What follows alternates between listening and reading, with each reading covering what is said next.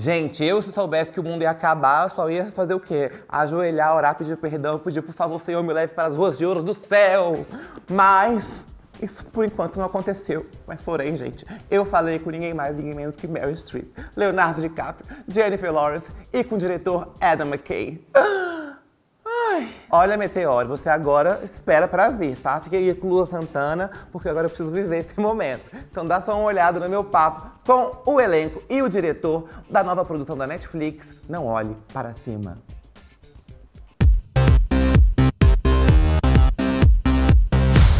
I hear there's something you don't like the looks of. We discovered a very large comet. Oh, good for you. It's headed directly towards Earth. This comet is what we call a planet killer. At this exact moment, I say we sit tight and assess. Sit tight and assess. Sit tight. And then assess. The sit tight part comes first, then you gotta digest it. That's the assessment period. Hi, guys. First of all, I'm super nervous because I'm a super fan, so please be nice to me. Meryl, I'd like to ask you, you're playing the leader of the free world in this movie. Yeah. And at this time, we have a lot of leaders, especially here in Brazil, that are denying everything the science are doing.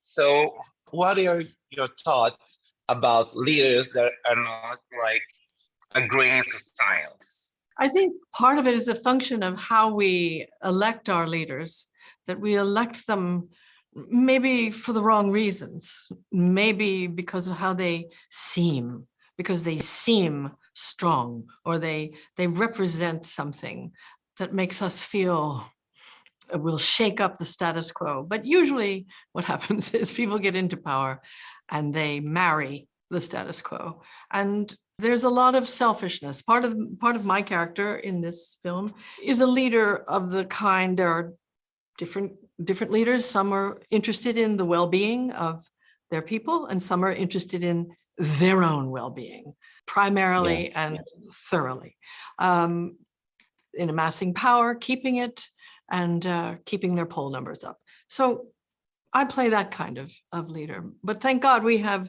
others. Thank God. Yes. Yes. Leonardo, I know you're familiar to everything that's happening in Brazil and the Amazonic forest and everything. So I want to know, how did you plan to play Randall? Because he's like fighting for science and fighting for nature and everything. And I know you're this kind of person, and how you personally connect to him. Well, first off, when you talk about Brazil and the Amazon, it's our job to protect, and not only to protect the Amazon, but protect the indigenous people there who literally are the last guard to protecting what is not only one of the most beautiful and important spots for biodiversity on planet Earth, but without protecting the Amazon and some of the great boreal forests and rainforests of the world, we're never going to combat this crisis. And Meryl was talking about leaders that seem to be bold and outspoken and shake up the status quo, but we need now more than ever leaders that believe in science, because science is going to get us out of this. It really is. And it was an honor to play a character like Randall, because in a lot of ways, he's trying to articulate the urgency of this issue to the entire world, but he's not being heard. And that's what we feel from the scientific community in relationship to the climate crisis, and what so much of the scientific community feels. Listen to us. This is our world of expertise. We've devoted our life to this issue. There are answers, there are solutions. One of the main ones being protecting the natural world in the places like the Amazon. Guys, thank you so much. I'm a huge fan of you both.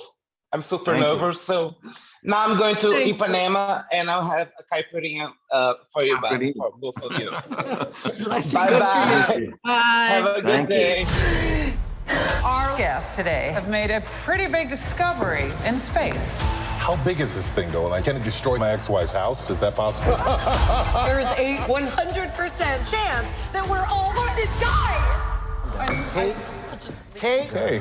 Well, the handsome astronomer can come back anytime, but the yelling lady, not so. Not so much. Hi. How you doing? Hi, Jennifer. How you doing? Hi, Adam. Hi. We're good. We're good. We're here in New York City. Pleasure to be talking to you. I'm here in Rio. Pleasure to be talking to you. And I'd like to ask you, Adam, I heard that you wrote the script from this movie before the pandemic.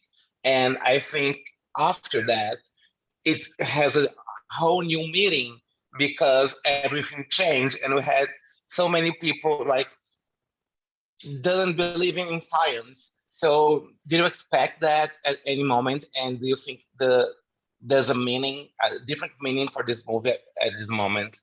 Absolutely. Yeah. I wrote the script. Jen came on board as Kate DiBiase, the PhD candidate. And then right in the middle of us scouting the movie, the pandemic hit. And then we saw a lot of the script play out. So I think for me, it helped in the sense that I started to see that the movie was really about how we've broken and prophetized the ways that we talk to each other, through social media, broadcast media, whatever. Everything is now a sales exchange as opposed to a real, discourse. And so it was really interesting to go from writing a script and then seeing it so differently after those events. But it made us want to make the movie even more. Of course. And Jennifer, Kate, at some point, she has Randall, but at some point, I feel like she's like scrutinized because she has her ex-boyfriend writing about her.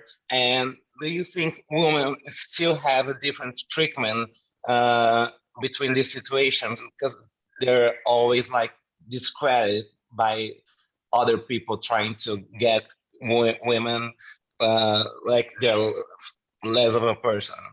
I mean, I've certainly dealt with feeling extra scrutiny just in being a celebrity and just feeling like everything you say gets like either taken out of context or, I definitely understand that feeling. And Kate gets vilified because she's just saying a truth. She's saying a hard truth that nobody wants to hear, and it scares them. And we don't like hearing things that we don't want to hear. And instead of, attacking the people responsible for this huge disaster, it's easier to just to attack the person that's bringing the facts.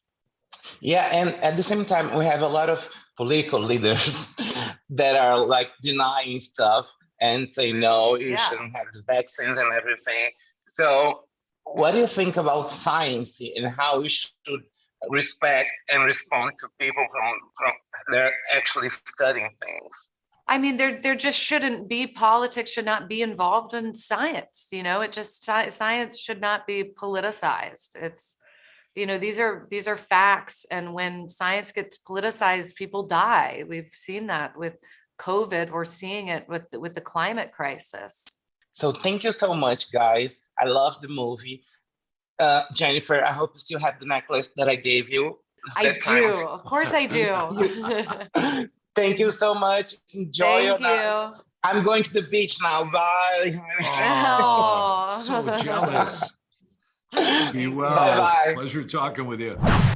Gente, zerei o jogo, zerei a vida, zerei tudo. Eles são muito maravilhosos, né, gente? E no elenco ainda temos o lindo do Timothée Chalamet, Jonah Hill, o Chris Evans, Himesh Patel, o Matthew Perry de Friends, o Ron Perlman, o Mark Rylance, a Cate Blanchett e até a Ariana Grande. Será que ela vai estar de rabo de cavalo? Bom, são tantos Oscars e tantas estrelas juntas que a gente até se perde um pouco, né? Ficou curioso para saber qual vai ser o desfecho desse apocalipse cheio de confusão? Não olhe pra cima, estreia dia 24 de dezembro na Netflix. O filme do Natal tá garantido, agora é só você fazer o seu bom peru. E eu tô me dando um Oscar por essa entrevista, porque olha, falar com a Meryl Streep, Leonardo DiCaprio, Jennifer... Obrigado academia. Obrigado Netflix por essa oportunidade. Quero agradecer a minha família, meus amigos, a todo mundo que tornou esse sonho possível. E obrigado Meryl Streep por simplesmente saber que eu existo. Beijo Brasil. Oh, thank you. Thank you. Foto. There it is! A giant comet hurling its way towards Earth! Can you see it? I can't! My head is in a bag! I did have the FBI put that bag over your head. They don't do that. The CIA does, but I made them do it. You know, I had a feeling. It's a good feeling, because that is what I did, and it was very funny and cool.